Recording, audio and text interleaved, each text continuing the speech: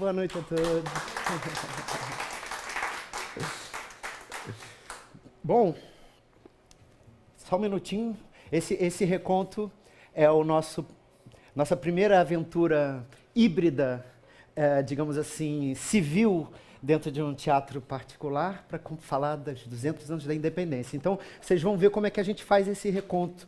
Então, a gente tem um zoom aqui, que para começar, eu preciso gravar, né? É bom se a gente gravar antes.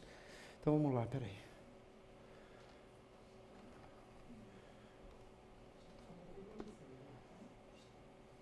Ah, mas é porque agora o anfitrião é você, está pedindo permissão para eu gravar. Será que eu me ponho aqui de co-anfitrião? Não.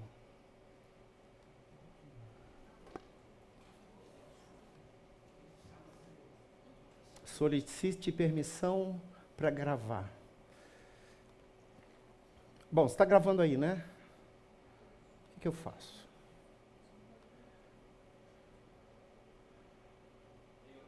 Ah, autorizou. Recording in progress. Opa! E é assim que nós começamos o nosso reconto, cada qual no seu recanto. Essa é a 15ª edição do Projeto Reconto. Em cada recanto ecoa um canto e tanto que me faz contar. Nas ruas, escolas, vielas, becos e favelas, no seio do lar. Histórias de vidas vividas, de idas e vindas por terra e por mar. História sobre os elementos, a chuva, os ventos, a água e o ar. Vontade de contar de novo memórias do povo a nos cirandar. Eu conto, reconto, tanto canto no meu conto. Eu conto, reconto, cada qual no seu recanto. Eu conto, reconto, ponto a ponto com encanto. Eu conto, reconto, cada qual no seu recanto.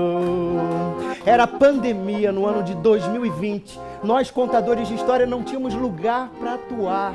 Todos em casa, passando necessidade, auxílio emergencial. Foi quando apareceu a internet, um lugar para a gente se expressar, para a gente se encontrar. E aí nasceu o projeto Reconto, cada qual no seu recanto. E essa é a versão híbrida. Temos convidados presenciais e também convidados de lá. E hoje o tema do nosso reconto é a independência do Brasil, ecos da independência. Nesses 200 anos da nossa independência, nós vamos homenagear as mulheres que estavam nas sombras dos movimentos de independência do Brasil. E os nossos convidados de hoje são, primeiro a co-curadora desse evento e também uma pessoa muito importante para a existência do reconto, lá de Portugal, lá de Alhandra, Benita Prieto. Palmas para ela. Depois teremos aqui presencialmente a contadora de história Lúcia Fidalgo, do grupo Morando Betar.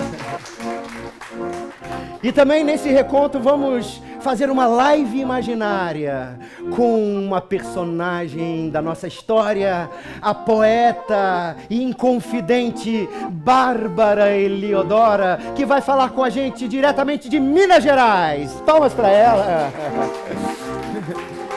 E aqui na nossa cozinha musical temos o duo Querubim, no acordeão Tibor Fittel.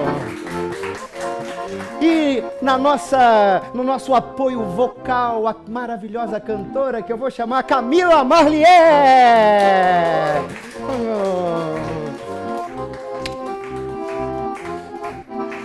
Em cada recanto ecoa um canto e tanto que me faz contar.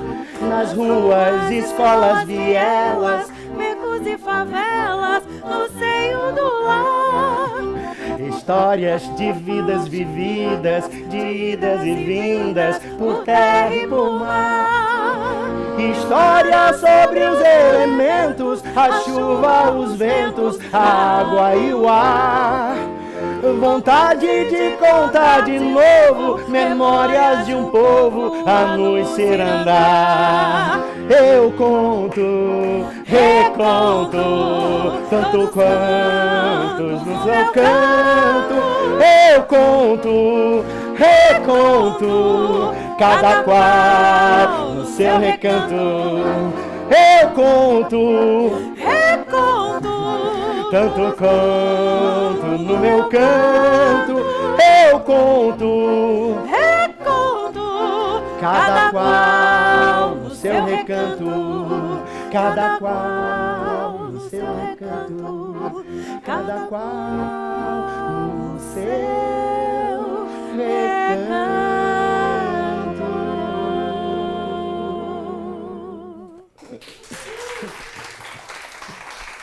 Obrigado, obrigado, obrigado. E é daqui que vou pilotar este reconto. E agora eu vou chamar a nossa co-apresentadora diretamente de Portugal, Benita Prieto. Palmas para ela.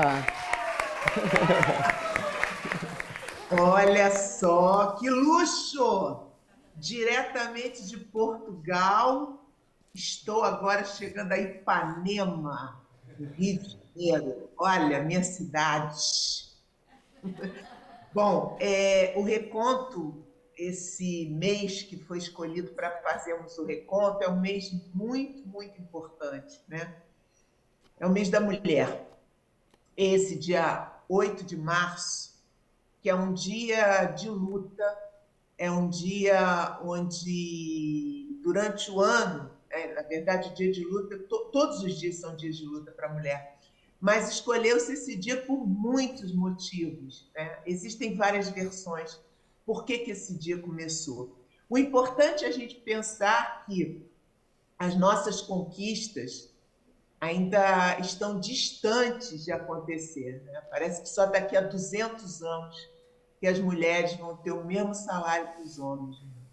É muito tempo, não é? Mas, de qualquer maneira, também, se hoje em dia nós podemos estudar, podemos votar, podemos sair sozinhas, ir até um bar para tomar uma cerveja, sair com as amigas, um monte de gente, um monte de mulheres e homens também que trabalharam juntos para que nós conseguíssemos construir esse mundo um pouquinho mais justo. E o que acontece? Na independência não foi diferente. Muitas mulheres são heroínas da independência. Por isso, nós criamos esse reconto épos da independência, para trazer a voz de mulheres que são esquecidas, mulheres que muitas vezes estão invisíveis dentro da nossa sociedade. Porque é assim, né? A história é escrita normalmente pelos homens. Então, essas mulheres, agora no século XXI, quer dizer, a partir do século XX, agora no século XXI, a gente tem a oportunidade de conhecer essas biografias. Nós vamos ter contato com a Maria Filipa de Oliveira, nós vamos ter contato com a Maria Quitéria, quer dizer, a gente vai falar um pouco da Maria Quitéria. Hoje eu queria falar um pouco da Bárbara de Alencar. A Bárbara de Alencar, ela é avó, nada mais, nada menos de quem? Do José de Alencar. Então, tem uma história muito importante por trás de José de Alencar, essa sua avó, que foi tão importante no Nordeste do Brasil. E hoje vocês estão aí no Rio de Janeiro, na rua, o quê? Qual é essa rua? Joana Angélica. Joana Angélica também é uma dessas mulheres da independência. Joana era uma freira do convento da Lapa, na Bahia. E essa freira, ela lutou contra os portugueses para que eles não entrassem dentro do convento. E ela foi morta por esses portugueses. E por isso ela é a primeira heroína da independência do Brasil.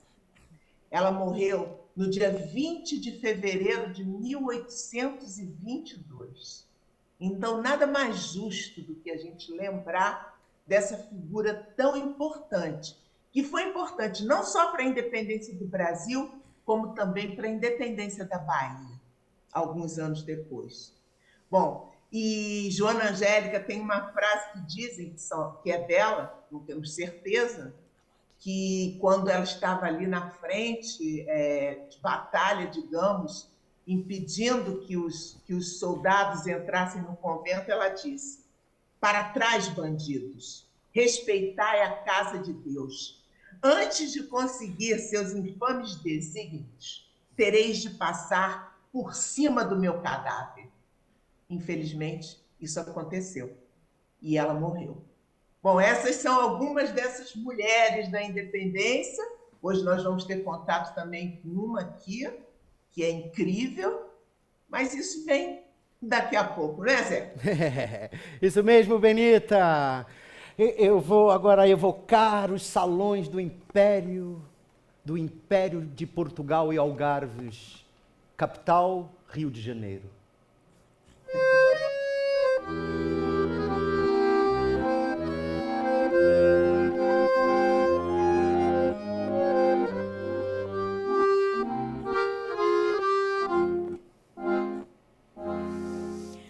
Ingrata, porque me fazes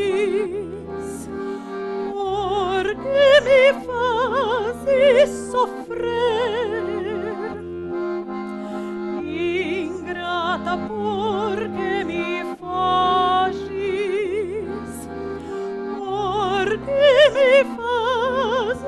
sofrer. É inútil me fugires, hei de amar-te até morrer. É inútil me fugires, hei de amar-te até morrer. É inútil me fugires, hei de amar-te até morrer.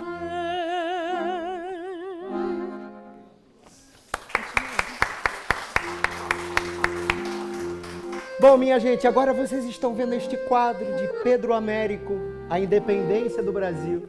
Lá do alto do Morro do Ipiranga, às margens do rio Ipiranga, onde hoje é o Museu do Ipiranga e o metrô do Ipiranga. Lá se ouviu um grito: terra à vista! Ah, não foi esse grito, não. Foi, como é mesmo? Independência ou morte. Mas será que a independência foi um grito? Foi uma proclamação? Ou será que foi uma conquista? Muitos anos antes, muitos movimentos e revoluções independentistas já aconteciam no Brasil. Mesmo as cortes portuguesas já viam a ameaça de querer manter um império no Rio de Janeiro. Foi então que uma mulher ajudou aquele Pedro ali, Dom Pedro IV em Portugal, Dom Pedro I, a partir do 7 de setembro, o primeiro imperador do Brasil. É inútil me fugires, hei de amar-te até morrer.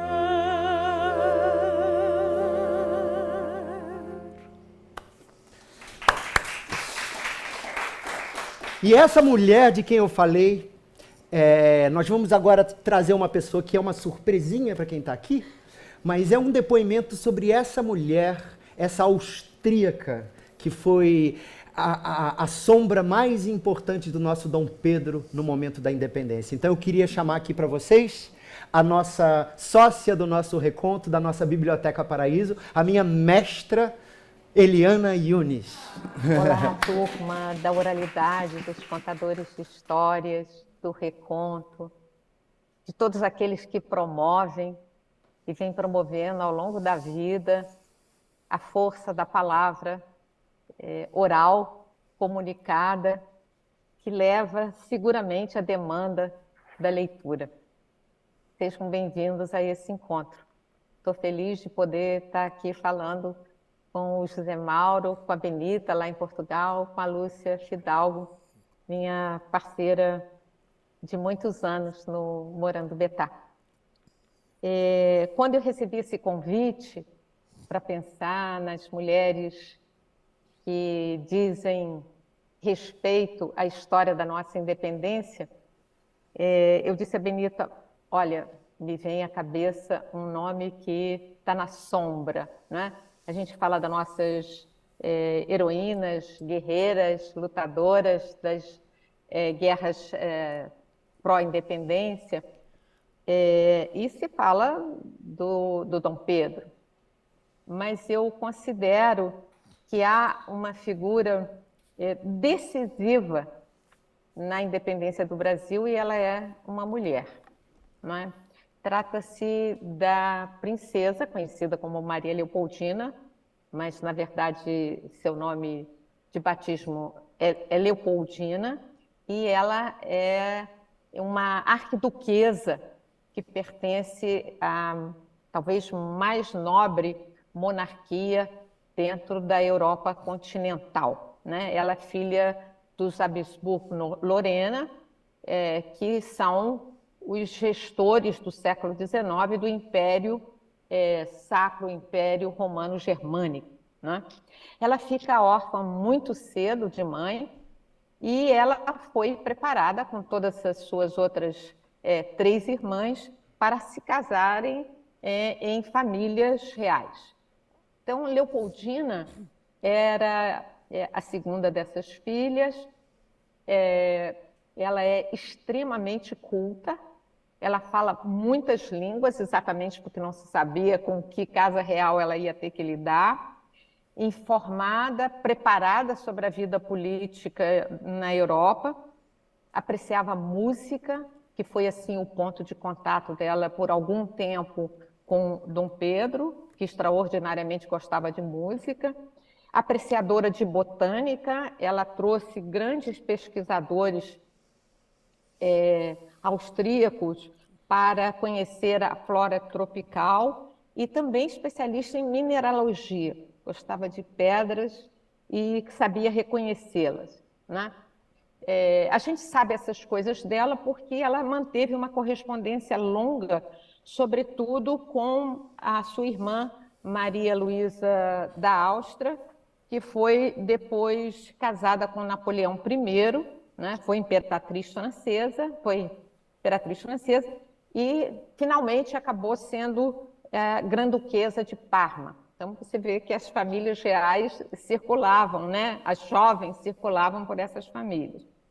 E muitos desses casamentos eram, de alguma maneira, incestuosos, né?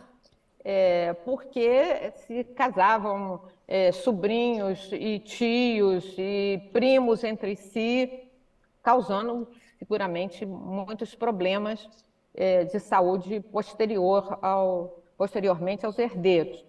Ela se sente molestada com essa hipótese e acaba, por isso mesmo, aceitando casar-se com Dom Pedro, que naquela ocasião é príncipe regente do Reino Unido de Portugal, Brasil e Algarves, já do outro lado do Atlântico. Isso, na verdade, tinha para ela um dado de fascinação, o que seria esse outro lado do mundo, não é?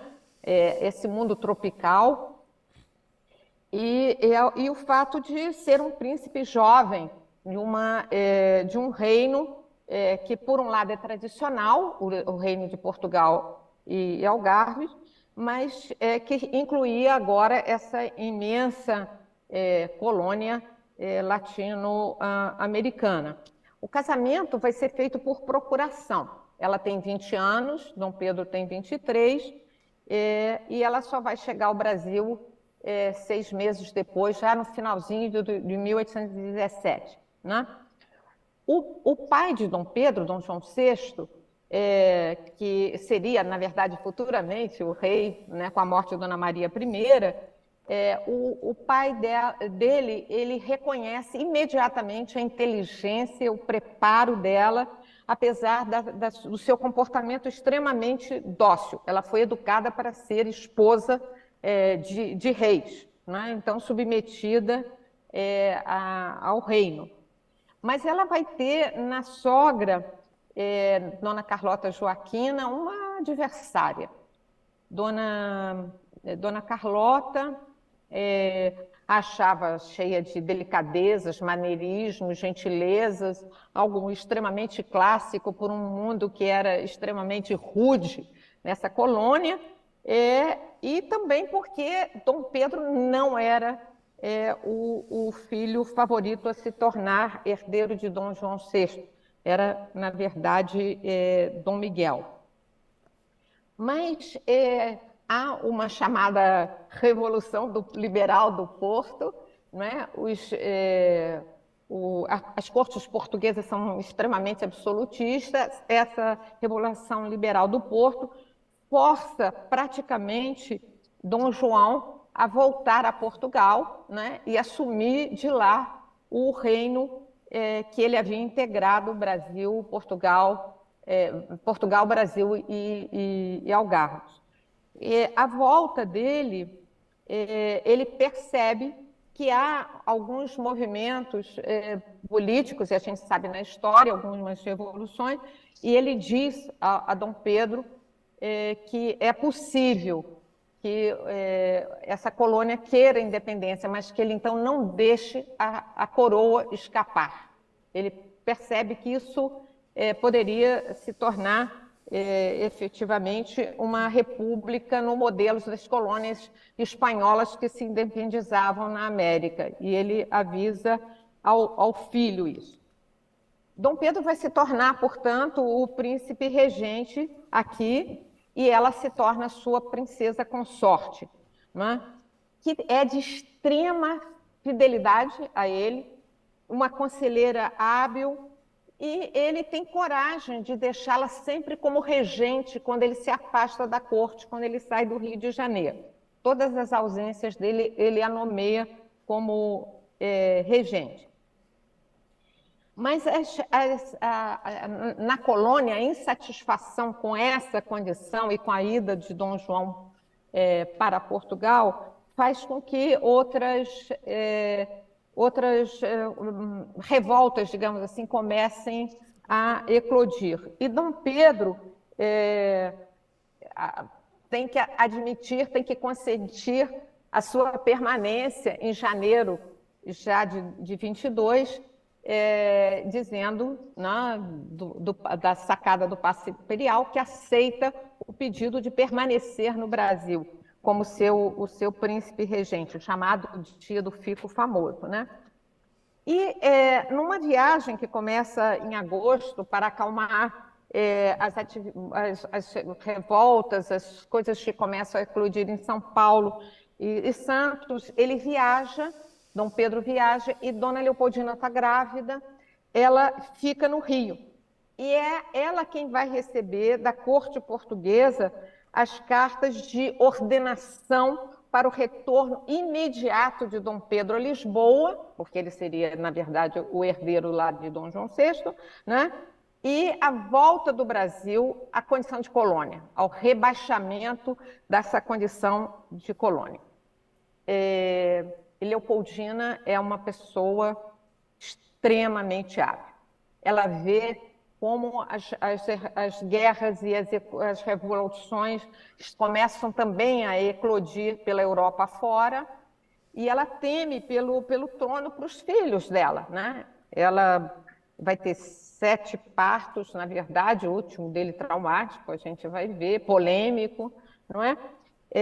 E ela acha que é melhor que o Brasil fique independente, é um país rico, tem uma riqueza extraordinária, ela está convencida disso, e que ela então vai se aliar a José Bonifácio de Andrada, que é um burocrata que passou a vida em Portugal estudando e entendendo de política portuguesa, mas volta ao Brasil com Dom João VI, que Dom João, que ainda não era o Dom João VI, E ele se torna extremamente leal a Dom Pedro, conduzindo com habilidade esse conselho de burocratas portugueses e de proprietários, não é, que queriam gerir os negócios no Brasil. Ela se alia a ele. E quando ela recebe essas cartas portuguesas, ela leva essas cartas ao conselho e eles decidem, entre eles, no dia 2 de setembro de 1822, pela independência do Brasil e proclamação do Império. Mas essa atitude dela era uma atitude muito arriscada, porque ela fazia isso na frente, adiante do marido, né? Antes que o marido soubesse de qualquer coisa. Então, ela muito habilmente retarda o envio dessas cartas a Dom Pedro e escreve ela uma carta pessoal que, com certeza, eu vou ter, em algum momento, o prazer de poder ler. Não é uma carta longa, mas é uma carta decisiva, não é? Para fazer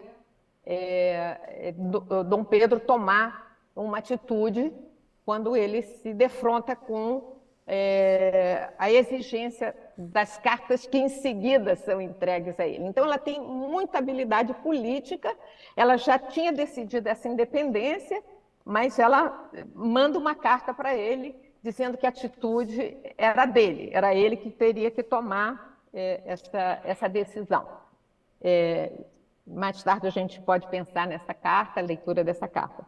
Então, na sequência dessa carta que ele recebe dela, na sequência ele vai receber as cartas das cortes portuguesas e ali, no calor da hora, ele decide, às margens do Ipiranga, como diz lá o hino nacional, tomar a decisão de proclamar essa independência sem delongas.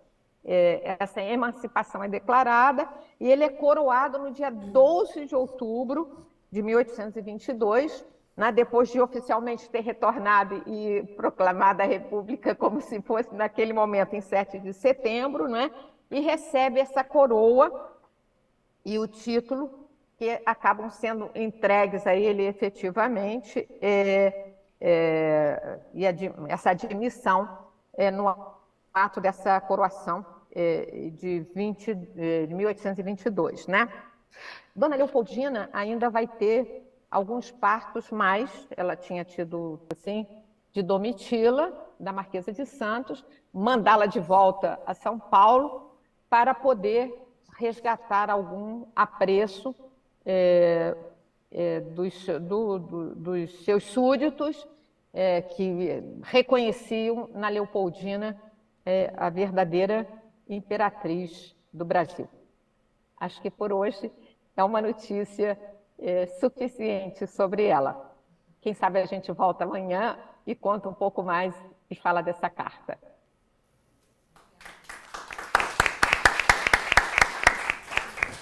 Quem vier amanhã no Reconto pode ter uma surpresa de ouvir Eliana Yunes lendo a carta de Leopoldina. Mas agora eu quero chamar a nossa contadora de história, nossa atração presencial. Mas antes eu acho que eu vou pedir para a Benita apresentar ela. Benita, você que é parceira dessa contadora há muito tempo, já que nós ouvimos aqui a Eliana também falando, eu vou passar a palavra para você. Pois é uma emoção sempre ouvir a Eliana falar, né? Eu sempre digo para todo mundo que a Eliana ela tem essa facilidade de trazer o difícil para a gente e para a gente ter a impressão de que é muito fácil tudo que ela fala, mas tem tanta pesquisa, tanto estudo por trás disso, não é? A Eliana é incrível. E nós fazemos parte desse grupo Morandubetá. Só está faltando aí nesse palco o Celso Sisto, né? Eliana já falou um pouco, e agora vem essa minha parça, essa minha parceira, Lúcia Fidalgo. Há quanto tempo que a gente trabalha juntas? As vidas da gente estão, as nossas vidas estão entrelaçadas.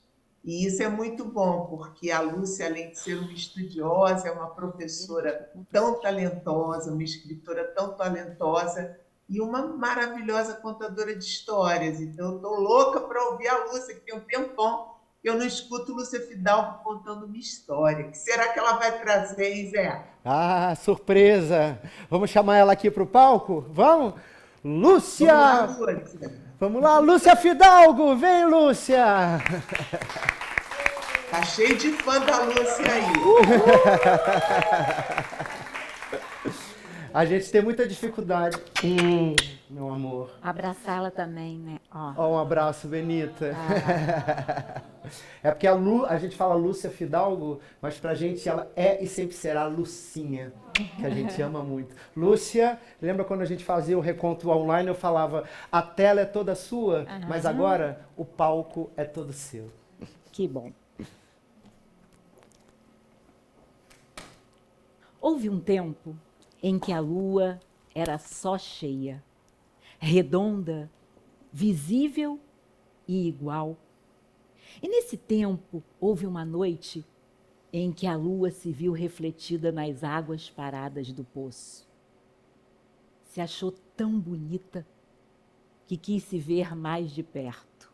E desviando-se do seu caminho, desceu, debruçou-se mais e, tibum, sem saber como, caiu lá no fundo. A noite fez-se negra como noite, como nunca. Calaram-se os sapos, emudeceram-se os grilos. Pela primeira vez, a lua era prisioneira do dia. E foi assim que o pastor de ovelhas encontrou a lua presa nas paredes lamacentas do poço. A princípio não pôde acreditar. Procurou no céu, por detrás das nuvens, mas só o sol brilhava. Olhou para baixo de novo e era a lua que boiava nas águas do poço, assim como a gema boia na clara. Era preciso fazer alguma coisa para libertá-la. Mas fazer o quê? Pensou. Pegou um balde e tentou pescá-la, mas o balde era pequeno, a alça atrapalhava e cada vez que ele tentava, a lua escorregava feito peixe. E quanto mais tentava, mais nervoso ficava. E quanto mais nervoso, mais difícil era a pescaria. Desanimado, sentou-se na grama, perto das ovelhas, que pastavam alheias a tudo. Era preciso libertar a lua, pois a tarde já vinha chegando e logo ficaria muito mais difícil. Foi então que passou pelas avencas e, como se colhesse uma ideia, ele surgiu. Correu para o poço, abraçou-o com toda a força e o puxou. E a boca virou para baixo. E a água do poço escorreu feito rio e rolou na grama a lua, que parou bem próximo ao focinho de uma ovelha, que, achando que aquilo era mais gostoso que a grama, a devorou. De nada adiantou sacudir a ovelha, virar de cabeça para baixo. O que estava engolido, engolido ficou. Como não tinha o que fazer, o pastor recolheu as ovelhas e partiu para o seu redil. E assim, dentro do redil, fechada a porta, desligado o lampião, a luz ainda iluminava tudo. Era a ovelha comilona que, com a lua na barriga, iluminava um céu que não existia. E era preciso fazer alguma coisa, pois agitavam-se as ovelhas. Ficava tudo tão difícil, ninguém dormia. Então o pastor pegou a ovelha no colo e levou-a para fora do redil, preparou uma palha e colocou-a ali. Fechada a porta, apagou-se tudo e adormeceram. Dormiam todos perfeitamente. Quando, de repente, um lobo que andava por ali à procura de comida olhou e achou estranho a ovelha iluminada. E ela dormia tão tranquila e indefesa que o lobo foi se esgueirando por detrás dos arbustos, das árvores, e num salto só a devorou. Agora era o lobo que brilhava com a lua na barriga. E sem saber disso, andava pela floresta. Andava seguro, mas nem tanto. E andando chegou numa aldeia. E nessa aldeia havia um caçador que há muito tempo procurava por aquele destruidor de rebanhos. E foi fácil encontrar o lobo.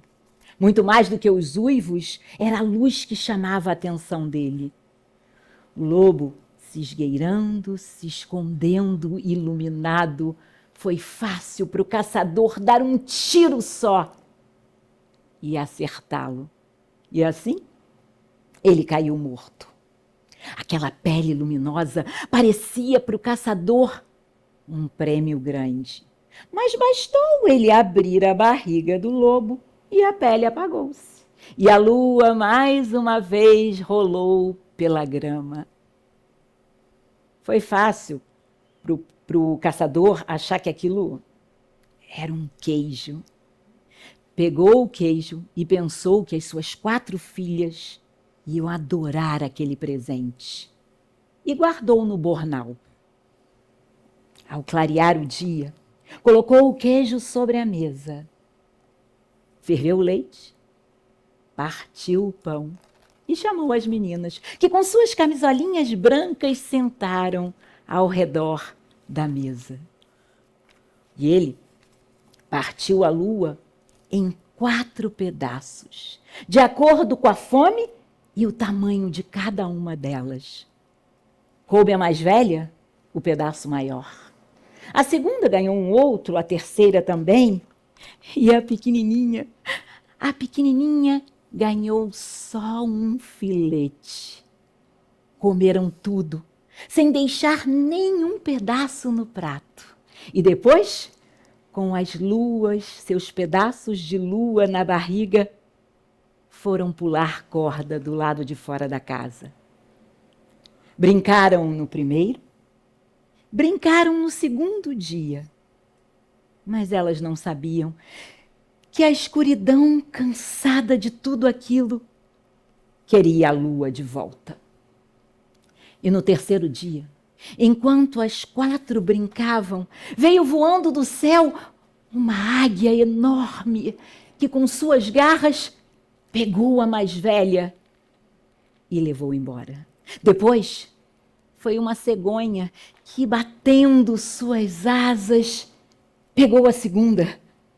E a terceira foi pega por uma gaivota. Já a pequenininha foi levada pela trança por uma pomba branca. Voou a águia, voou a cegonha, voou a gaivota e também a pomba. E quando chegaram lá no alto do céu, depositaram as 4 na lona da noite. E é ali que elas vivem até hoje, revezando-se para iluminar a escuridão. Há noites em que só a mais velha fica acordada, enquanto as outras dormem. Em outras é a segunda, em outras é a terceira. E até tem uma noite em que só a pequenininha ilumina o céu. E também, não esqueçam, que é a noite que elas dormem, às 4, abraçadas, e só vemos as estrelas. Mas as noites mais bonitas são aquelas em que as 4 estão acordadas, brincando numa imensa roda. É quando aqui de baixo olhamos para o céu e vemos uma lua branca, redonda e cheia, como antigamente.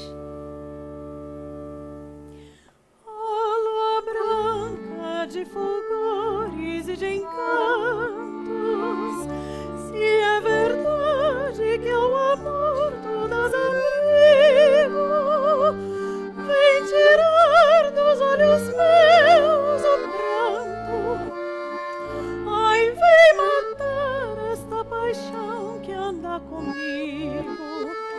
Oh, por quem desce do céu a lua branca, essa amargura do meu peito vem arrancar. Dá-me o luar da tua compaixão. Oh, vem por Deus iluminar meu coração. E quantas vezes lá no céu me aparecias a brilhar em noite calma e constelada, a tua luz então me surpreendia, ajoelhado junto aos pés da minha amada, e ela chorar, a soluçar cheia de beijo, vinha em teus lábios me ofertar um doce beijo. Ela partiu, me abandonou assim. Oh, lua branca, por quem és tem dó de mim.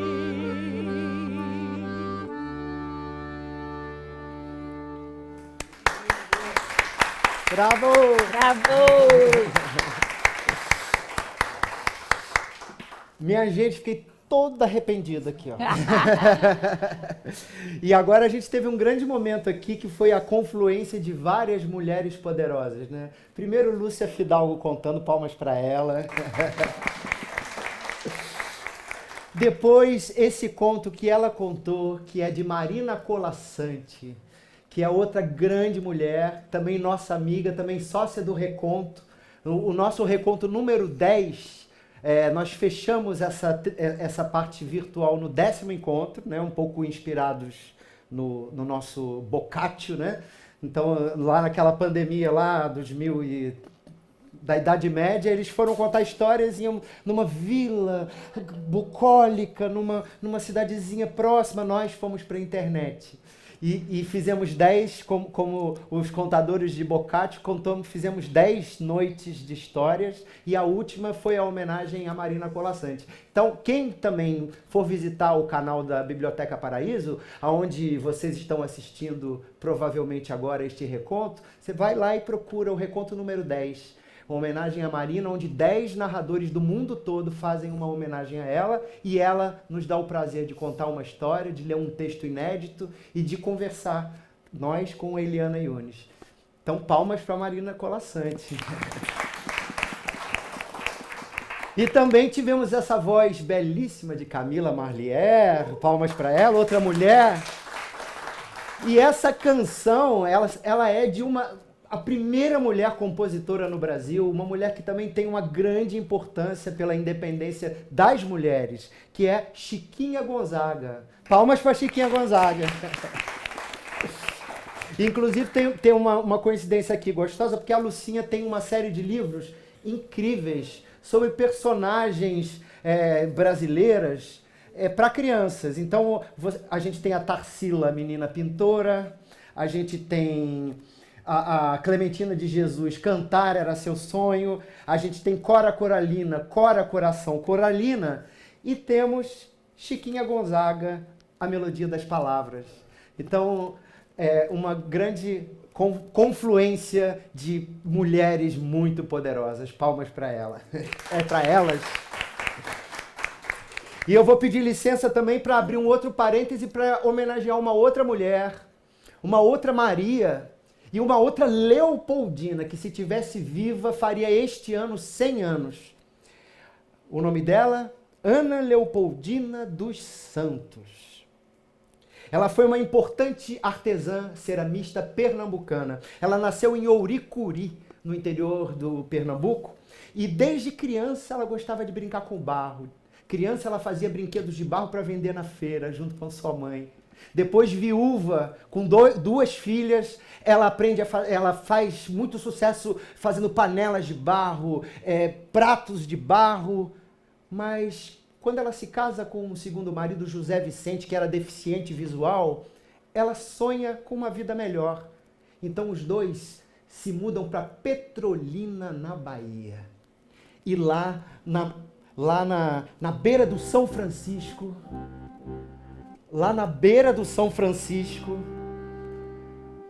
ela reza para todos os santos que a iluminem, que lhe deem uma ideia para que ela pudesse melhorar a sua vida. Foi então que os olhos de Ana Leopoldina tocam um barco que vinha descendo o rio. E ela começa a ver a importância das carrancas, aquelas grandes esculturas de madeira na proa dos barcos, que estão ali para assustar os grandes fantasmas que existem ao longo do rio.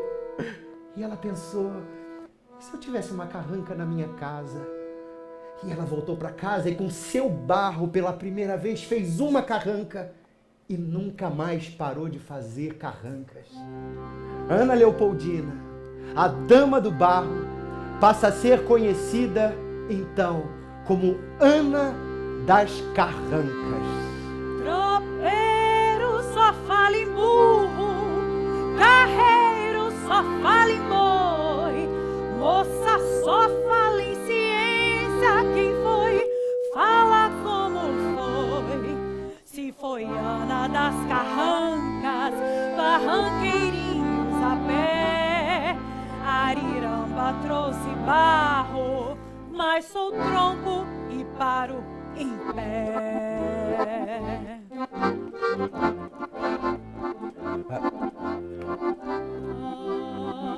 Pari parariró, hey, pari parariró, pari parariró, pari parariró, pari parariró, pari parariró, pari parariró, pari parariró, pari parariró. O sucesso das suas carrancas é tamanho que exige a formação de uma equipe para a produção em larga escala. A família da artesã apoia e Ana imprime sua identidade no barro, materializando as carrancas através de um processo longo de produção. O mais curioso é que todas as suas peças possuem os olhos vazados, como uma homenagem ao seu marido deficiente visual. A obra peculiar da artista ganha reconhecimento nacional e internacional e se espalha pelas feiras e exposições pelo país, conquistando também admiradores no mundo todo. Em 2006, Ana das Carrancas recebe o título de Patrimônio Vivo de Pernambuco. 2 anos mais tarde, vem a falecer aos 85 anos, tendo transmitido seus conhecimentos às suas filhas, que dão continuidade à marca da Dama do Barro. Entre suas célebres frases marcantes está a famosa: "O barro é a minha vida. Eu me sinto realizada com o meu barro." Se passar pela Vitória, na casa do Guarani, a memória que faz sombra desengana o Buriti. Um barranqueirinho acena com a mão do Diocleciano, o leão de bronze assombra, mas o tronco longe aqui.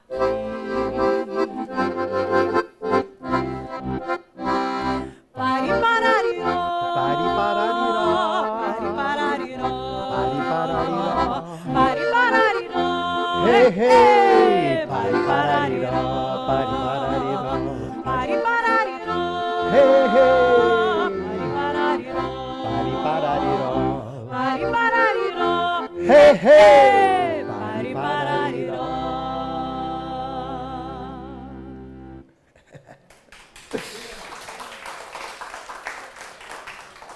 E agora, um Outro escritor brasileiro, ilustrador, artista plástico, que também homenageou Ana das Carrancas e o mestre Guarani das Carrancas, num livro que o tornou o ilustrador e o escritor mais importante da sua geração aqui no Brasil. E o único a ganhar o prêmio Hans Christian Andersen, o único ilustrador brasileiro, né?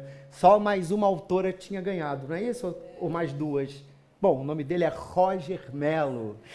E ele escreveu esse livro aqui, que é a história da carranca Maria Teresa. Meu nome é Maria Teresa, ô só Teresa, não me incomoda. Sou carranca do Rio São Francisco e hoje é dia quente de dor. O apito do vapor. Dia de todo quente, estou aí com um corpo de barco. Cara de gente. Cara de leão, cara de gente. Cara de leão, cara de gente. Se o barco se estirar na água, eu já me espreguiço na frente. Se o barco se estirar na água, eu já me espreguiço na frente. A moça da margem faz bom dia. Bom dia, Maria Teresa.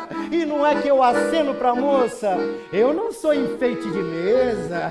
Aceno mesmo, no sacolejo do rio. Parece até que tá viva. A moça diz, e eu me rio toda, eu me rio.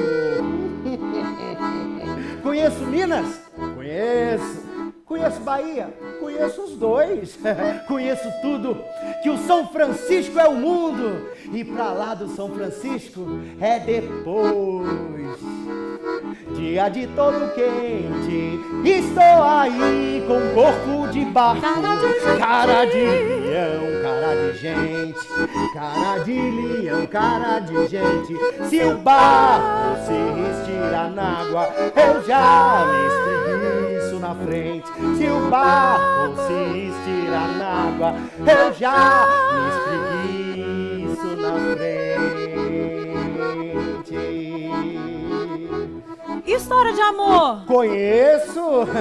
O filho do coronel daquela cidadezinha fugiu com o filho do pescador daquela. História sem fim nem começo. Também conheço! A filha do pescador daquela cidadezinha fugiu com o filho do coronel daquela. História triste. Ah, não me pergunte, eu lhe peço.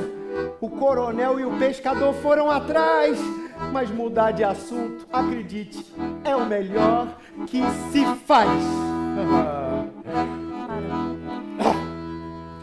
E de todas as histórias, aconteceu a melhor de todas comigo mesma. Eu só de lembrar eu fico pasma. Não, é porque eu tenho boa memória, mas meu sangue é de lesma. E cá pra nós... E cá pra nós, eu tenho medo é de tudo. De saci, boitatá, minhocão, caipora. E do tal bicho d'água, o gigante peludo, que pra revirar a embarcação não demora. Dia desses, vínhamos eu, meu barco e o barqueiro. Ai que o céu tava um breu, ai que choveu o tempo inteiro. O barco sem eira e nem beira. E o pior, bicho d'água apareceu. Ai, valei-me minha padroeira. Petrolina, Carinhanha, Pirapora. Três Marias, Bela Barra se apavora. Minhocão, bicho do fundo, sem demora. Cobra d'água, minhocão, do fundo aflora. Tava o bicho d'água bem na frente, o tal gigante, ai, vestido de correnteza, que acaba com o barco, que acaba com a gente. Barqueiro era um grita que grita. Acorde, Maria Teresa, valei-me minha pra Santa Rita. E bicho d'água me disse: Petrolina, Carinhanha, Pirapora. Três Marias, Bela Barra, se apavora. Minhocão, bicho do fundo, sem demora. Cobra d'água, minhocão, no fundo aflora. Propiá, Igarete, marreca velha. No remanso, o submerso e o de agora. Propiá, Penedo, Traipu, piranhas. Cajuí, Butirama, Brejo Grande. Petrolina, Carinhanha, Pirapora. Três Marias, Bela Barra, se apavora. Minhocão, bicho do fundo, sem demora. Cobra d'água, minhocão, do fundo aflora. Eita, que treco mais feio. Eita, careta pior do que a minha. E não é que eu desatei na tagarelice o tal gigante. Como é que se atreve, bicho, no fundo? Não entende de arte? São patrimônio do mundo, obra-prima, modéstia à parte. Agora vá, desaparte, volte pro seu lodo profundo. Volte pro fundo do lodo.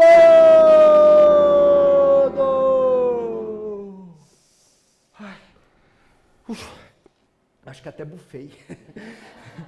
Eu nem precisei dizer nada. Não entende de arte? Não entende. Eu sou... não.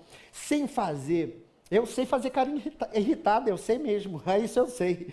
E aconteceu assim, minha gente, esse caso que eu contei pra lá de direito, sem rede ou festim, sem tiro nem alvo.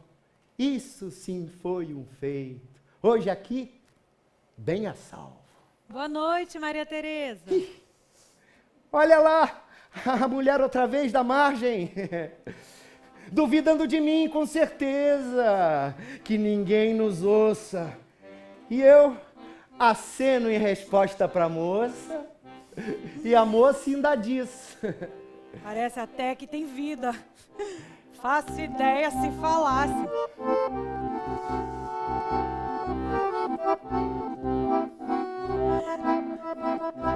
Meu nome é Maria Tereza, ou só Tereza, não me incomodo. Sou carranca do Rio São Francisco e hoje é dia quente de todo.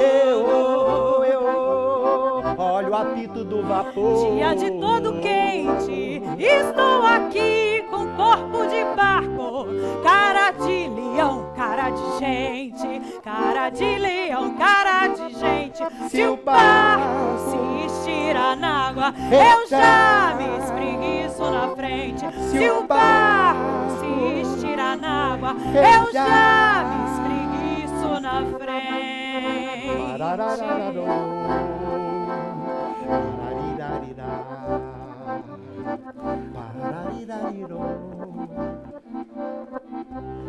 Quem quiser que se deleite, ainda ontem teve festa do divino e o rio de todinho cheio de enfeite. Eu até esqueci da rima, menino. E deslizei nesse tal de ajardinado do rio. Cara de gente, leão.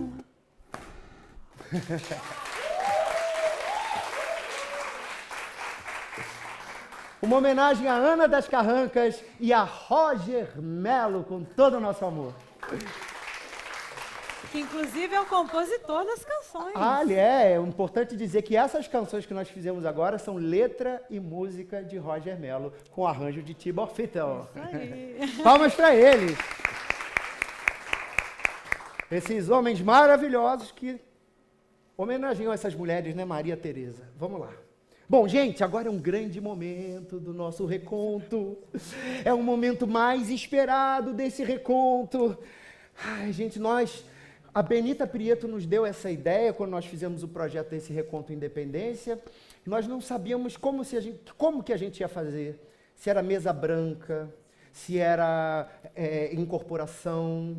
A gente tentou alguns movimentos diferentes, mas nós descobrimos uma maneira de evocar personagens históricos. E agora, nós vamos chamar ela, que se chamava Guilhermina da Silveira. Nasceu em 1759, na cidade de São João del Rei. E foi a primeira mulher que se tem notícias a participar de um movimento político. E ela ficou conhecida na história como Bárbara Heliodora. Palmas para ela! Dona Bárbara Heliodora, ela está aqui! Dona Bárbara! Dona Bárbara? Onde é que eu tô? Acho que eu tô ouvindo voz. É aqui, Dona Bárbara! Bem-vinda ao nosso reconto! Será que de tanto fingir que eu sou doida, acabei perdendo o juízo mesmo? Aqui, Dona Bárbara! Aqui é o exercício, é a imaginação. Olhe para frente, imagine uma janelinha bem na sua frente. Olha eu aqui, ó. Olha eu aqui. Bem-vindo à nossa live imaginária. Live? Você tá querendo me enganar, né, menino? Eu bem sei que o significado de live é o verbo viver, viu? Vida! Será que eu voltei a viver? Mas isso é um milagre! Mas onde que eu tô? Dona Bárbara, você está na nossa imaginação. Isso aqui é uma live imaginária onde tudo é possível. Tudo é possível. Então, vocês bem que podiam servir aí um pãozinho de queijo. Saudade que eu tô de um pãozinho de queijo com um cafezinho. Aqui tudo é possível, Dona Bárbara. É só nós fazermos uma mágica e quem sabe o pãozinho de queijo aparece, hein? Atenção.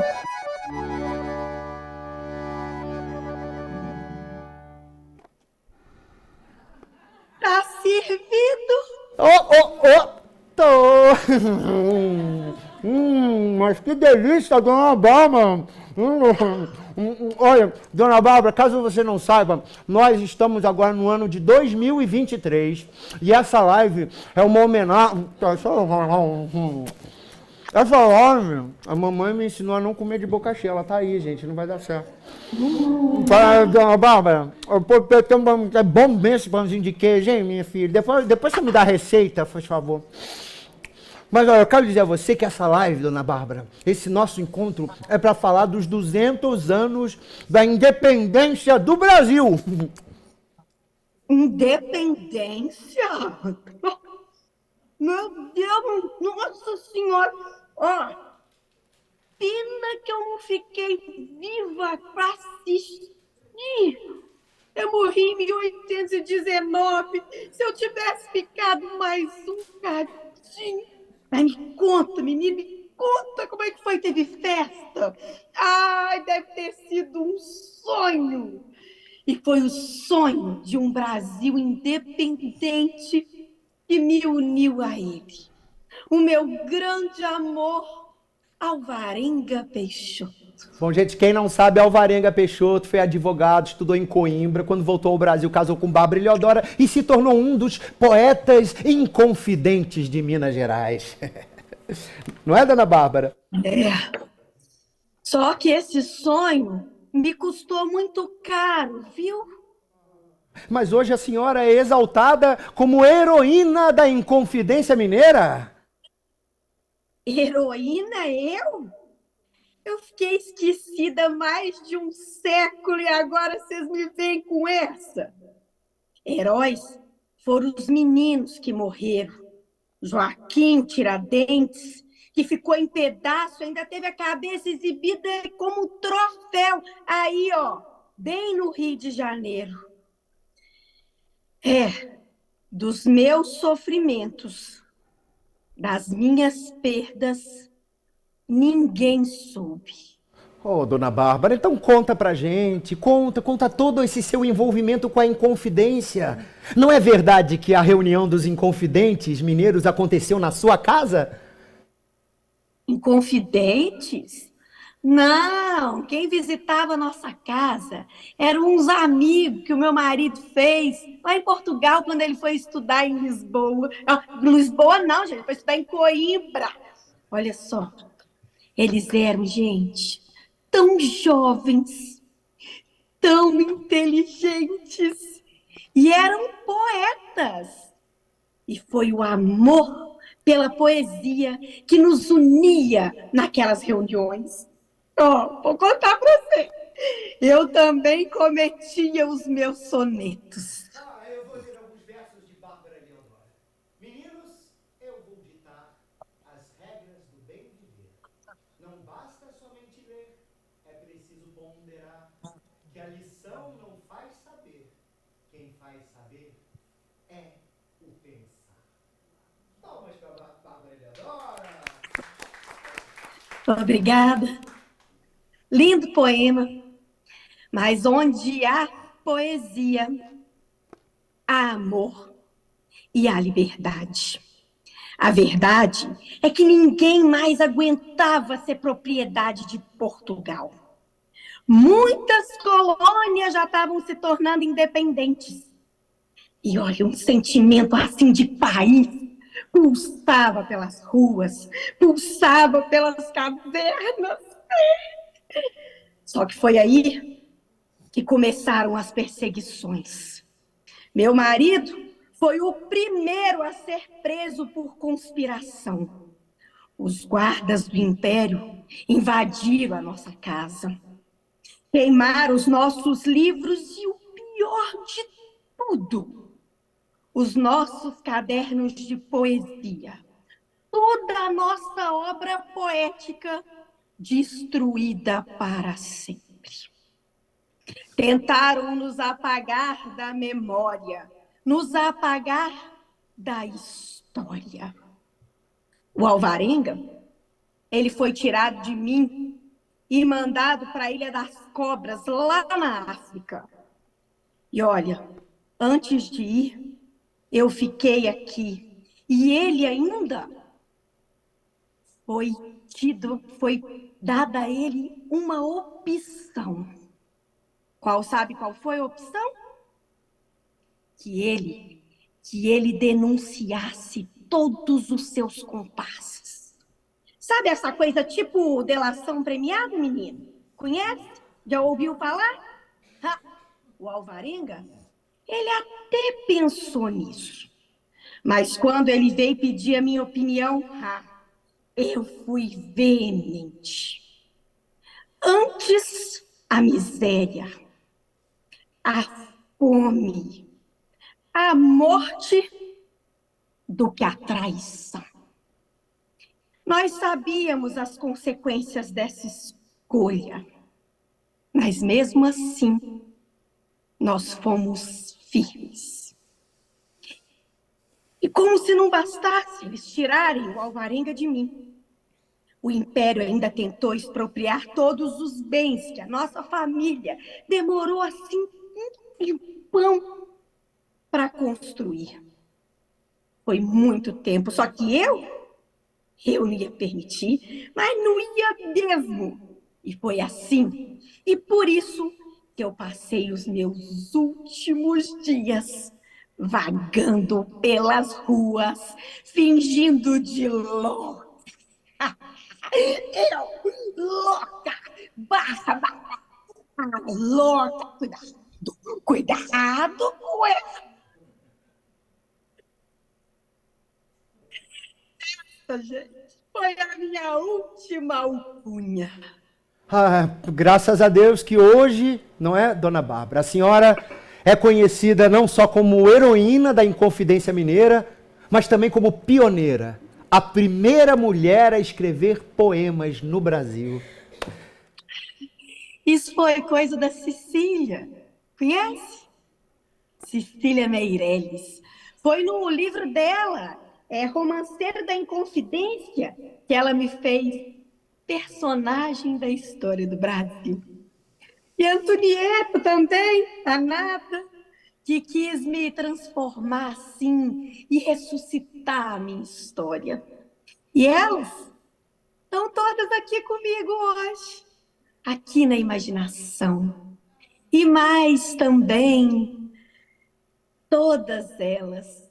E ó, sabe quem? Alvarenga, meu grande amor, vem cá, amor. Vem dar um alô pro pessoal da live. Ô, gente, meu marido é tímido. Já vou, amor. Ó, ele tá me chamando, gente. Vocês me dão licença? E agora eu vou, viu? Eu vou. Mas vocês podem ficar aí, podem ficar imaginando.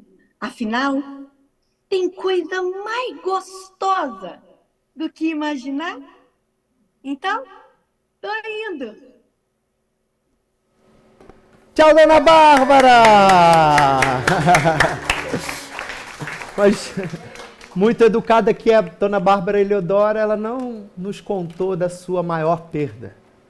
Antes do seu amor, Alvarenga, morrer na África aos 50 anos, os dois perdem a sua filha Maria Efigênia, que morre num tombo de cavalo. E dos poucos poemas que existem de Bárbara Eliodora, esse que vocês vão ouvir agora, A Minha Filha. Amada filha, já chegando o dia em que a luz da razão, qual tocha acesa, vem conduzir a simples natureza. É hoje que o teu mundo principia. É hoje que o teu mundo principia.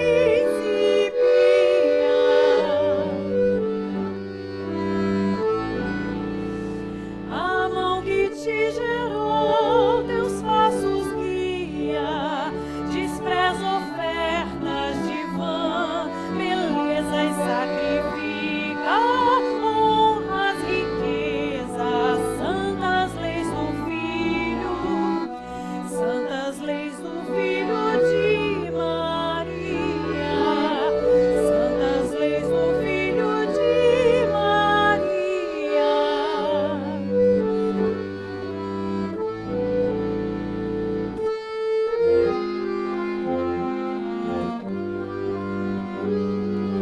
Estampa na tua alma a caridade e amar a Deus aos semelhantes. São eternos preceitos da verdade.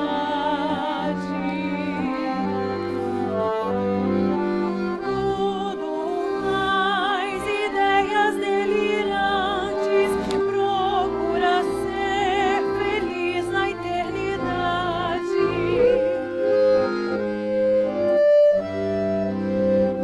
Que o mundo são brevíssimos instantes. Que o mundo são brevíssimos instantes.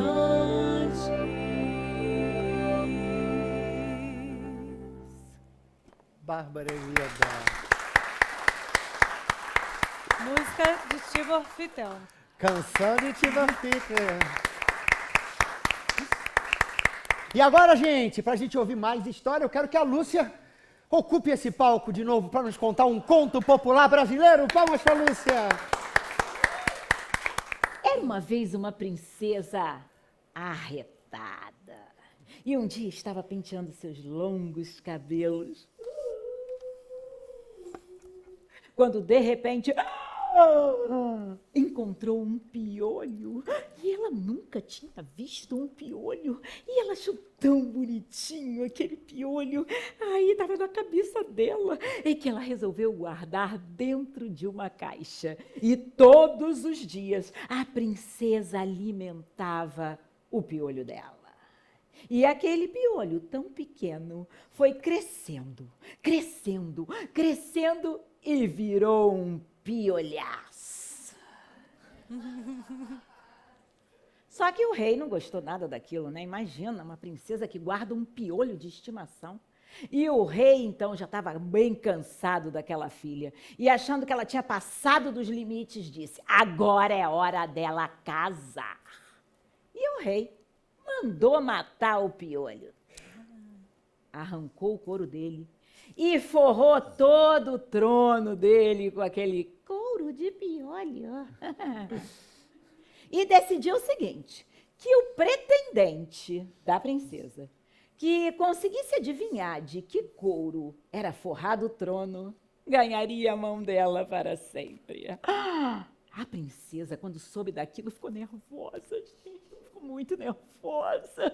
Aí ela disse, ai, meu Deus, o que vai ser de mim? Papai escolhendo um marido para mim. É tudo que eu não quero. E o pior é que o pai anunciou em todos os reinos, em toda a vizinhança. E vieram homens de todos os lados. E claro, né, gente? De todos os tipos. E era isso que a princesa não queria, né? Mas fazer o quê? Papai mandou, ela obedecia. Só que um dia, a notícia do casamento da princesa, dos pretendentes, chegou aos ouvidos de um rapaz chamado Zé. Eu? Não, acho que não. Mas era Zé.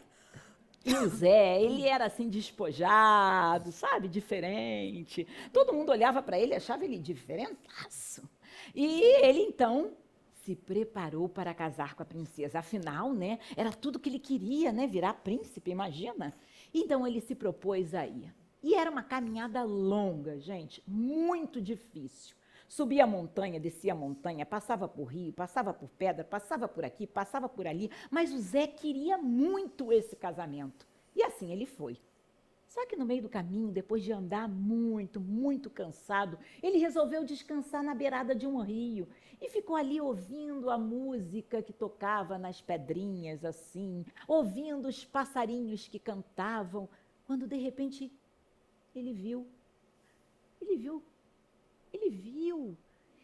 uma velhinha que carregava muito peso nas costas e ele ficou com tanta pena da velhinha que resolveu ajudá-la.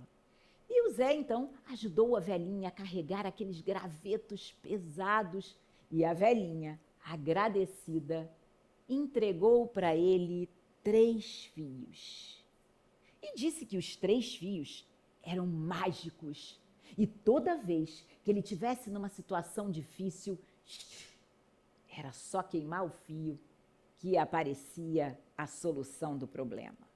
E assim, o Zé não acreditou muito naquela história, né? Mas pegou os fios, por via das dúvidas, guardou no bolso e continuou a caminhar. Caminhou ainda muito tempo, até que chegou finalmente no palácio. E quando ele chegou no palácio, lá de longe ele já avistou uma fila enorme de pretendentes. Era muita gente. Só que disseram para ele que muitos já haviam desistido, porque não conseguiam descobrir o que o rei perguntava. E o Zé foi ficando nervoso, muito nervoso, quando ele descobriu que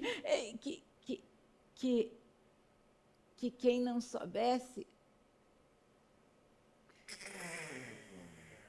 ia para a forca.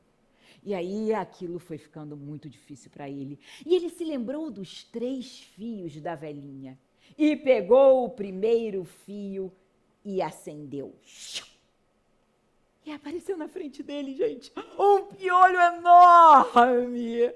E quando ele chegou na frente do rei, o rei, então, sentado no trono, perguntou: pois bem, rapaz, me responda, de que couro é feito o meu trono? E o Zé olhou para um lado, olhou para o outro, coçou a cabeça dele e disse: é couro de piolho. Ai, ele tinha acertado. A princesa, quando viu aquilo, falou: ai, papai, poderoso papai, não permita isso. Eu não posso me casar com esse homem. Imagina, ele ser herdeiro do trono. Ai, papai, faça mais alguma coisa para ele adivinhar que seja muito difícil. E o rei pensou e teve a seguinte ideia. Pois bem, meu rapaz, você acertou, mas como eu vi que você é muito inteligente, eu tive uma ideia. Está vendo aqueles meus coelhos lá do lado de fora? O Zé olhou e viu. Havia muitos coelhos do lado de fora do palácio, lá perto de um gramado. E o rei continuou. Pois então, meu rapaz, para casar com a princesa, é preciso que você traga todos esses coelhos para mim, que na verdade são 100 coelhos. Se você trouxer todos os coelhos, você ganha a mão da princesa em casamento. O Zé achou aquilo muito difícil. Imagina, gente, imagina vocês aqui, ó, uma tarefa aqui, ó. Como é que vocês fariam para trazer 100 coelhos? Pegar lá no meio da mata e trazer 100 coelhos? Vocês têm ideia assim? Não traria uma nenhum, poxa. Mas não tem mais uma ideia, você, Nair, que está me olhando assim, não tem uma ideia?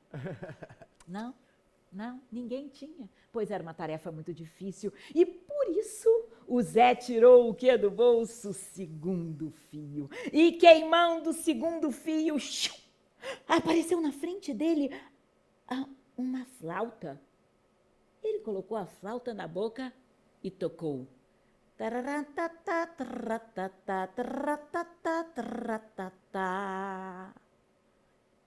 E quando ele tocou a flauta, os coelhos que estavam lá longe começaram a vir enfileirados. E ele tocou de novo. Ai, os coelhos vinham pulando. A pobre da princesa, que estava lá no quarto dela, ao ver aquilo, ficou apavorada. Ai, meu Deus, ele vai conseguir. Ele vai conseguir. Eu vou ter que casar com ele. Não. Criada! Vem até aqui. E ela chamou a primeira criada dela e disse: vá até lá e consiga um dos coelhos. Meu pai falou que eram 100, se ele voltar com 99 eu não caso. E assim a criada toda linda foi falar com o Zé. E ela chegou bem perto dele e disse: Zé? Ele olhou para ela, achou ela meio estranha, né? Ele estava contando os coelhos ainda, né? Estava no 42, né? Ele contando tudo. E ela disse: ai, Zé, que eu fiquei tão apaixonada por você. E como você tem 100 coelhos, que tal me dar um só? Ele olhou para ela e falou assim: Ai, só umzinho, não vai fazer falta, você tem 100, me dê um. O Zé pensou e disse: tá bom, eu te dou um coelho se você me der um beijo. Ai, a criada, um beijo nele, olhou lá para a janela, a princesa... E assim, ela não teve jeito, né? Era um coelho por um beijo, e ela então fechou os olhos e O Zé ainda ficou agarrado naquele beijo dela, e ela soltando a boca, e ele prendendo, e ela soltando, e ele prendendo. E finalmente ela pegou um coelho e veio correndo para o castelo. Quando ela já estava entrando pela porta da frente, ele tocou a flautinha. O coelho saltou dos braços da criada, ela ainda tentou pegar, mas não deu jeito, e o coelho voltou lá para a fila, que agora ele já estava contando, já estava no 65. Quando a princesa viu aquilo, falou: essa aí não deu certo não, vou mandar a minha segunda criada. Criada, vá até lá falar com o rapaz, vai. Pede logo um coelho. Se puder trazer 2 é até melhor, porque um pula, o outro fica. Mas tenta, traz, eu preciso. E assim a segunda criada foi mais bonita que a outra, ajeitou a roupa, arrumou os cabelos e olhou para o Zé e, cheia de charme, disse: Zé, tudo bem? Eu queria tanto um coelho, você tem tantos. E ele: Ai, mas eu faço qualquer coisa que você me pedir, peça que eu faço, mas eu preciso levar um coelho. Se você deixar, eu levo até 2. Você pode me dar? E ele disse: Mas o que você quer em troca? Eu quero 2 beijos. 2 beijos? Precisa 2 beijos. 2 beijos? 2 beijos, eu dou 2 beijos. E assim ele preparou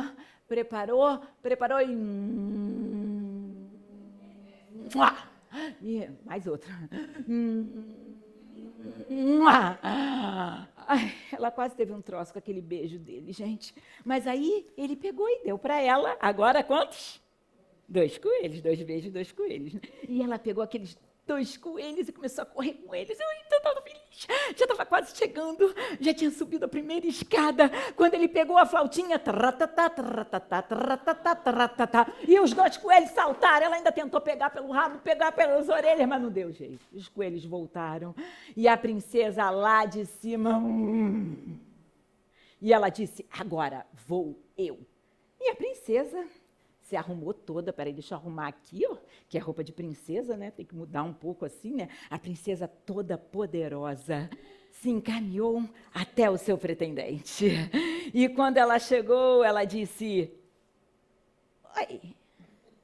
Não, assim não ficou muito bom não, né, gente? Princesa não fala assim. Então ela falou: oi!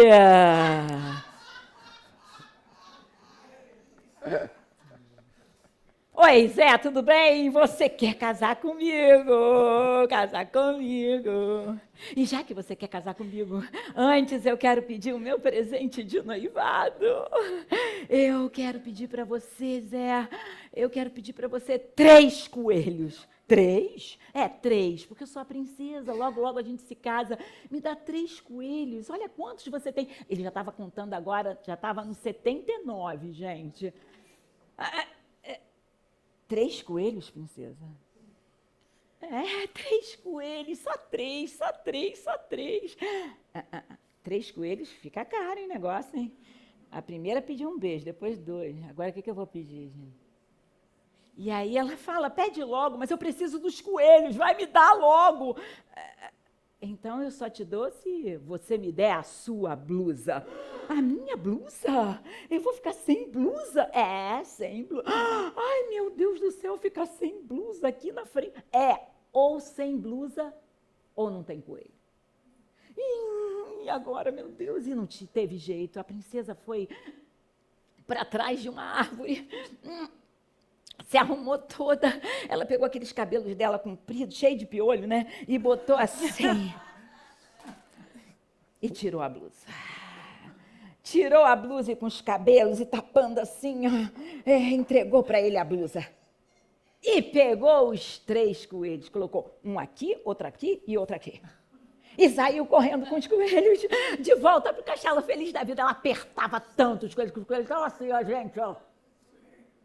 E aí, quando ela já estava entrando no palácio, ele tocou a flautinha. Tratatá, tratatá, tratatá, tratatá. Os 3 coelhos saltaram. E agora só faltavam eles para a conta. E ele, então, entrou no castelo, tocando a flauta. Tratatá, tratatá, tratatá, tratatá. E aqueles coelhos enfileirados entraram junto com ele. Ai, a princesa estava desesperada, falou: ai, papai, pelo amor de Deus, papai, arruma uma forma, eu não posso me casar com esse homem. Além disso, ele mandou tirar a blusa, ele viu tudo. Ai, eu não posso me casar com esse homem. Arruma uma ideia, meu pai. E o rei teve uma terceira ideia. Pegou um saco e no meio de toda aquela plateia, o rei disse: está vendo esse saco, Zé? O Zé olhou e viu. Pois então, eu quero que você encha esse saco com mentiras. Com mentiras? Mas como é que eu vou encher esse saco com mentiras, gente? Mas como é que eu vou fazer isso? Foi aí que ele se lembrou que ainda restava o último fio. E ele foi atrás da cortina do palácio, acendeu o último fio e apareceu para ele a ideia que eu vou contar para vocês. Subiu ele no palco, lá onde estava o rei, a princesa e a plateia toda ali de frente para ele. E ele então levantou o saco com uma mão e disse: por um coelho fujão, a criada me deu um beijo. É mentira ou é verdade? A criada que estava na plateia e estava tendo um caso com o soldado maior, ela não queria que ele soubesse, né? E ela disse: é mentira! E ele pegou aquela mentira no ar e guardou dentro do saco. Por um coelho fujão, a segunda criada me deu 2 beijos. É mentira ou é verdade? É mentira! Gritou a segunda criada que estava sentada lá atrás, mas ouviu tudo. E ele pegou aquela mentira e guardou dentro do saco e disse: majestade, ó, o saco está ficando cheio. E por último, ele levantou o saco que já estava pesado com aquelas mentiras e falou bem alto para todo mundo ouvir: por um coelho fujão, a princesa me deu a sua blusa.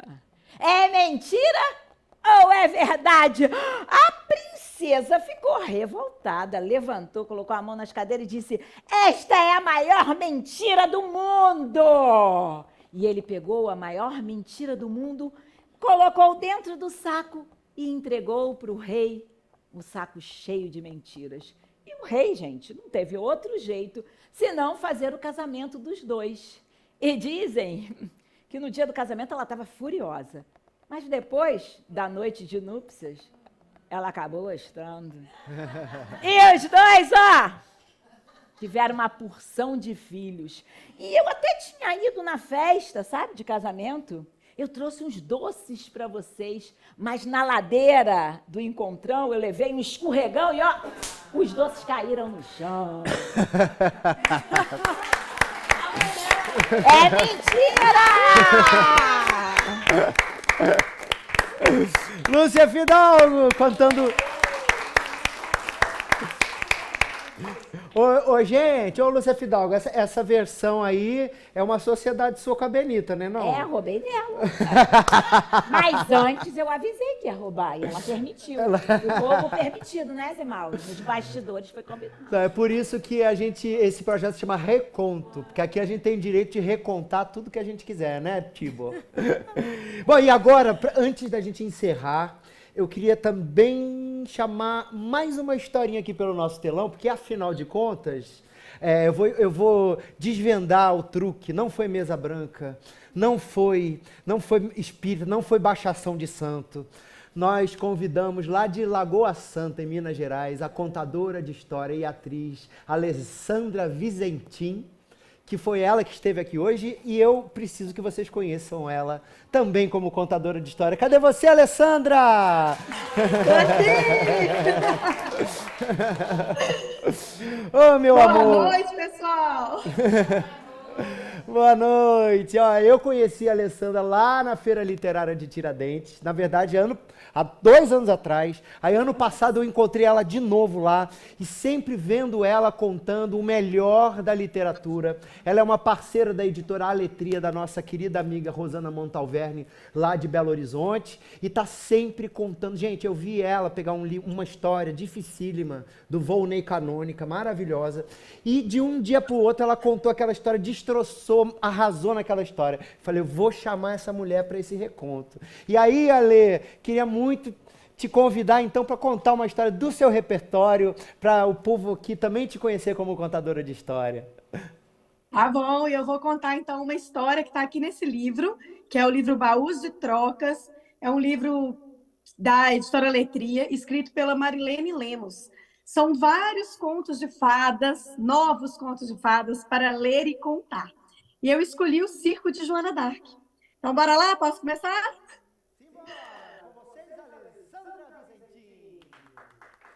Era uma vez, pessoal, uma menina. Uma menina de nome Joana d'Arc. Joana d'Arc nasceu num circo. Os pais dela eram os donos do circo e eles eram trapezistas de fama internacional. E o circo dos pais de Joana d'Arc era como os circos de outrora, grandes, imponentes, com malabaristas, contorcionistas, domadores, animais selvagens, miquinhos amestrados. E a menina cresceu ouvindo as pessoas perguntarem para ela: Você tem nome de guerreira, não é? Você também vai ser uma guerreira quando crescer? Mas não. Ela não queria ser uma guerreira. Eu quero mesmo é ser bailarina. E o circo dos pais dela, também como o circo de antigamente, viviam viajando de cidade para cidade. Era assim, gente. Eles chegavam numa cidade, montavam o acampamento, estendiam aquela lona imensa. A deles era amarela e azul.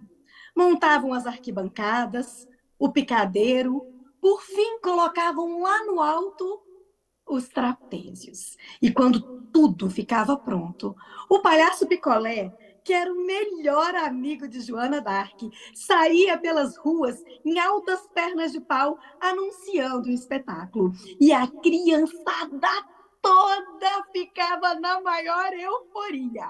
O palhaço perguntava e a meninada respondia: Hoje tem marmelada! Quero ouvir todo mundo daí, hein? Tem sim, Tem sim, senhor! senhor! Hoje tem goiabada! Tem sim, senhor! E o palhaço, o que ele é? Ladrão de mulher! Mulher! E ele ia de esquina em esquina, gente, anunciando as atrações do circo. E eles ficavam naquela cidade enquanto tivesse gente interessada em assistir o espetáculo. E a Joana d'Arc, então, ela cresceu assim, de cidade em cidade. Nunca frequentou a escola. Tudo que ela aprendeu na vida. Ou melhor, eu acho que ela aprendeu a vida na escola do circo. Os amigos dela, os parentes dela, as pessoas com as quais ela convivia, eram os artistas do circo. Ela brincava, era com leão, com um macaquinho amestrado. E ela, gente, era muito curiosa. Ficava assistindo tudo, ficava olhando tudo, ajudava a mulher barbada a colar os pelos de barba, ajudava os malabaristas a fazer os malabares. Ela, gente, ajudava até o mágico. E foi assim que ela aprendeu os segredos dos mágicos. Só que o tempo passou. E o circo dos pais de Joana d'Arc, como os circos de antigamente, foram perdendo força.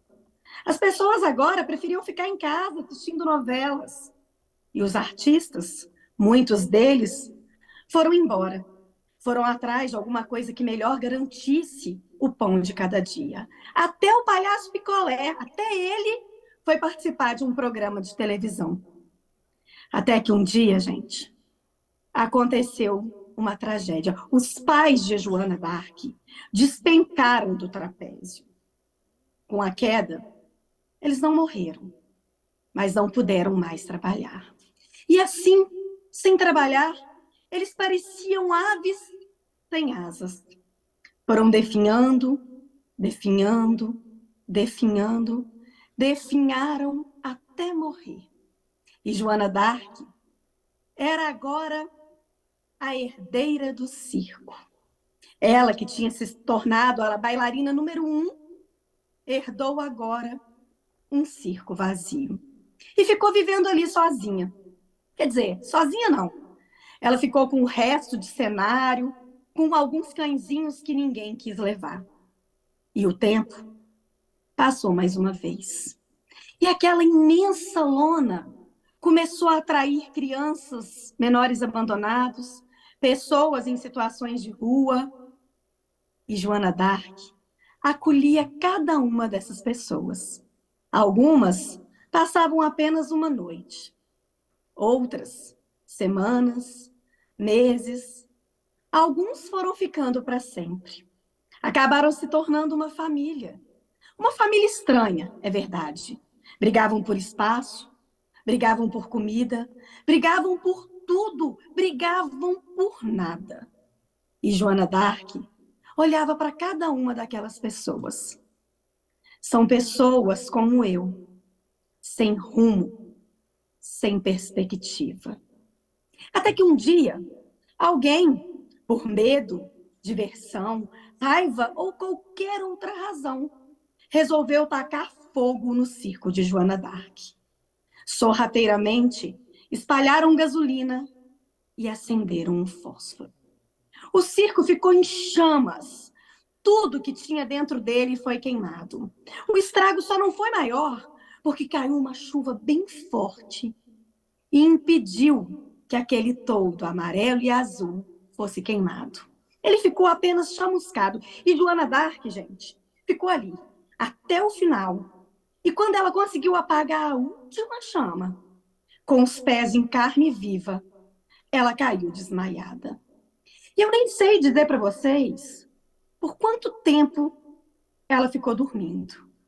Eu só sei que quando ela acordou, os pés já estavam até cicatrizados.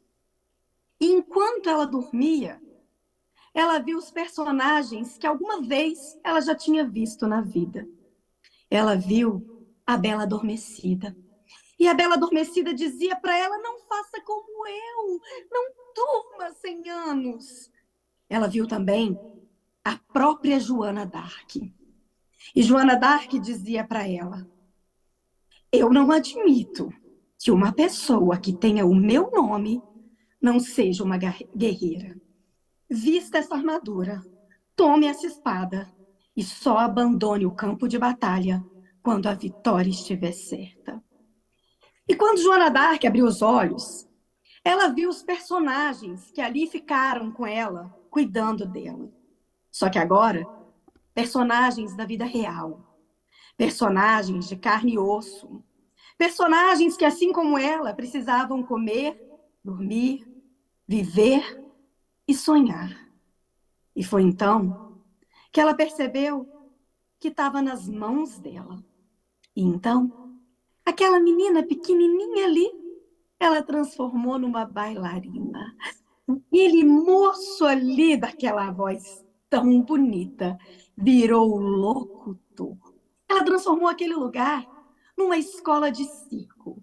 E cada uma daquelas pessoas tinha uma função, quer no picadeiro, quer na administração.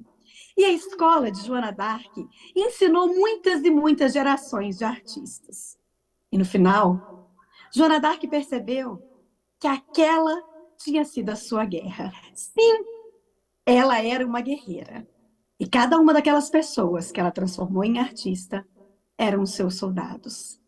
Ela fez jus ao seu nome, Joana d'Arc, uma guerreira. Ah!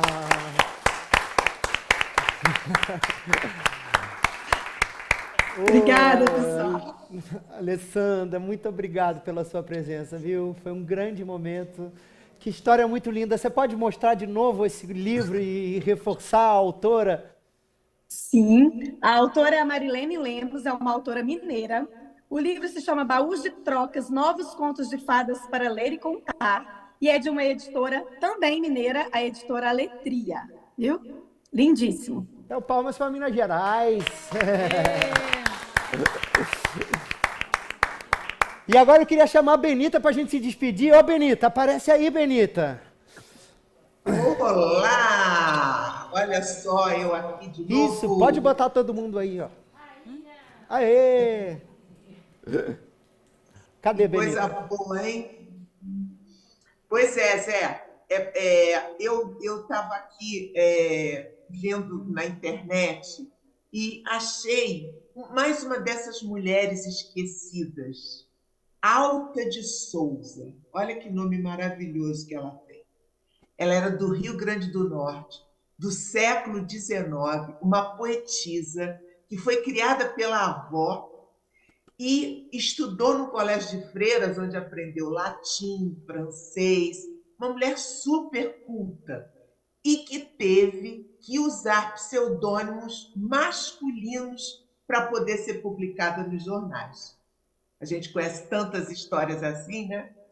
E dessa Alta de Souza, eu vou ler um pequeno poema dela, que já que a gente falou hoje de lua cheia, falou de noites, e a gente está numa noite que com certeza deve estar deliciosa aí no Rio de Janeiro. Aqui está frio, mas aí deve estar uma delícia no Rio de Janeiro. Sei que vocês vão sair daí, andar por Ipanema, lembrar desse momento tão gostoso que a gente teve aqui juntos, recordando mulheres, recordando histórias, recordando memórias. Então vai aqui: noites amadas, ó noites claras de lua cheia, em vosso seio, noites chorosas, minha alma canta como a sereia, vive cantando num mar de rosas. Noites queridas que Deus prateia, com a luz dos sonhos das nebulosas, ó noites claras de lua cheia, como eu vos amo, noites formosas. Vós sois um rio de luz sagrada, onde sonhando passa embalada minha esperança de mágoas nua. Ó noites claras de lua plena, que encheis a terra de paz serena, como eu vos amo, noites de lua. Bom, e amanhã, obrigada. Um Benita, aplauso para a Alta de Souza, né? Maravilhosa Alta de Souza. E amanhã estamos esperando vocês, que amanhã a gente tem outra live imaginária. Se hoje a gente teve pelas Minas Gerais, amanhã, meu rei, nós vamos estar lá na Bahia, valeu? E olha aqui, Benita, antes da gente começar, eu queria fazer também uma homenagem a duas mulheres que são as minhas parceiras neste projeto. Foram nós nos demos a mão na pandemia e é uma parceria longa e espero que seja muito longa. Benita Prieto e Márcia Vilela, que está aqui presente, da Target Comunicação. Nossa querida Márcia. Dizer que esse projeto também, hein, Benita? Tem o apoio e o patrocínio da Secretaria Estadual de Cultura do Rio de Janeiro, através do edital Retomada Cultural 2 Independência. Muito obrigado, aqui representando a Secretaria de Cultura. Amanhã temos mais uma live imaginária na Bahia com Maria Filipa de Oliveira e eu queria muito agradecer os convidados deste reconto. Lúcia Fidalgo!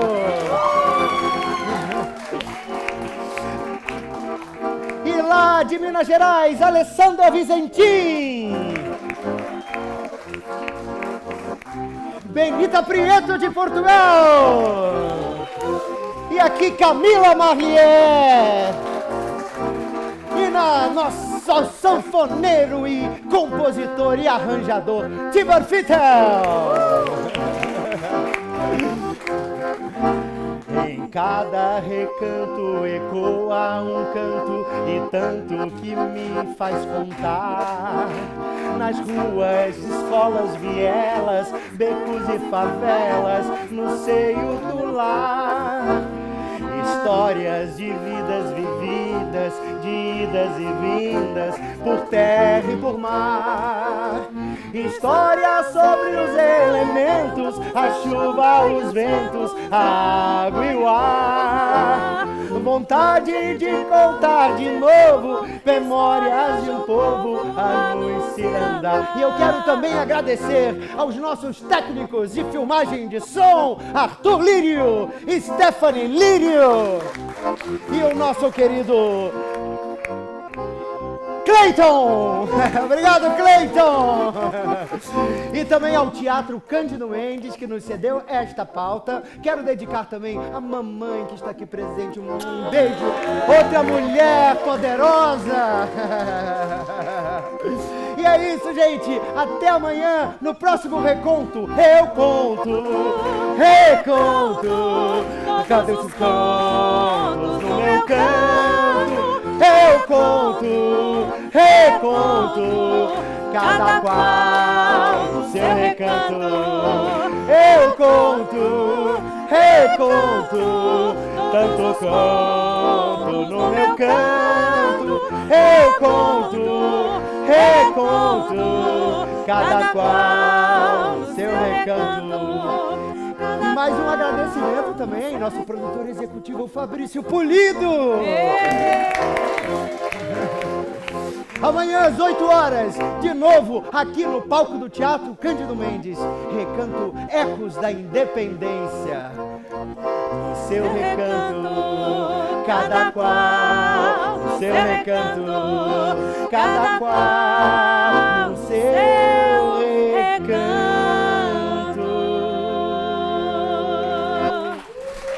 Obrigado! Palmas para essa roda maravilhosa!